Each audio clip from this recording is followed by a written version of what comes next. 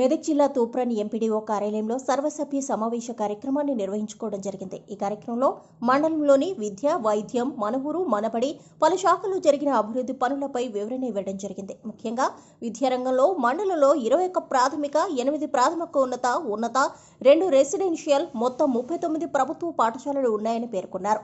విద్యాపరంగా విద్యార్థులకు అన్ని సౌకర్యాలు అందుతున్నాయని, అక్షయ పాత్ర ద్వారా బడి పిల్లలకు మధ్యాహ్న భోజనం కొనసాగుతుందని తెలిపారు. వైద్య రంగంలో అత్యంత సేవలందిస్తూ ముందుకు కొనసాగుతున్నామని వైద్య నిపుణులు తెలిపారు. ప్రభుత్వం ప్రతిష్టాత్మకంగా చేపట్టిన మిషన్ భగీరథ కార్యక్రమం అన్ని గ్రామాలలో కుళాయిలు ఏర్పాటు చేయడం జరిగిందని సంబంధిత అధికారి వివరించారు. ప్రభుత్వం చేపట్టిన మన ఊరు మనబడి 3 విడతలుగా మండలంలోని 13 పాఠశాలలు ఎంపికయ్యాయని వివరించారు. మరియు R&B, విద్యుత్, పశు సంవర్ధక శాఖ, అంగన్వాడీ కేంద్రాలలో జరిగిన కార్యక్రమాలను ఈ సమావేశంలో పేర్కొన్నారు. మిషన్ కాకతీయ చెరువుల పునరుద్ధరణపై వివరించడం జరిగింది. ఇంకా కొత్త ప్రాసెస్ ఏపీ సిస్టంలోకి రాలేదు కాబట్టి అందరూ ఏం చేయాలో ఏదనేది కొంచెం కన్ఫ్యూజన్లో ఉన్నాను.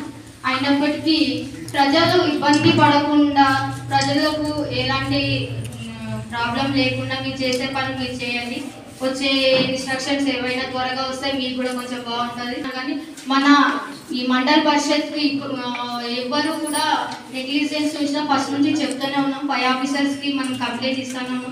ఇప్పటికీ కూడా అదే ప్రాసెస్ జరగకూడదు. ఎవరైనా కానీ 736 రేషన్ కార్డులు ఉన్నాయి. అందులో అంత్యోదయ 741, ఎఫ్ఎస్సి బియ్యాన్ని మనము ప్రతి నెల పంపిణీ చేస్తున్నాం. కొత్త రేషన్ కార్డు పెట్టి ఇప్పటివరకు ఎలాంటి సూచనలు రాలేదు. వస్తే మేము అందరికీ తెలియపరుస్తాం. ఈ కార్యక్రమంలో మండలం MPP Gaddi Swapna Venkatesh Yadav, vice MPP, MPDO Arundhati, MRO, వివిధ శాఖల అధికారులు, వివిధ గ్రామాల సర్పంచులు, సెక్రటరీలు తదితరులు పాల్గొన్నారు.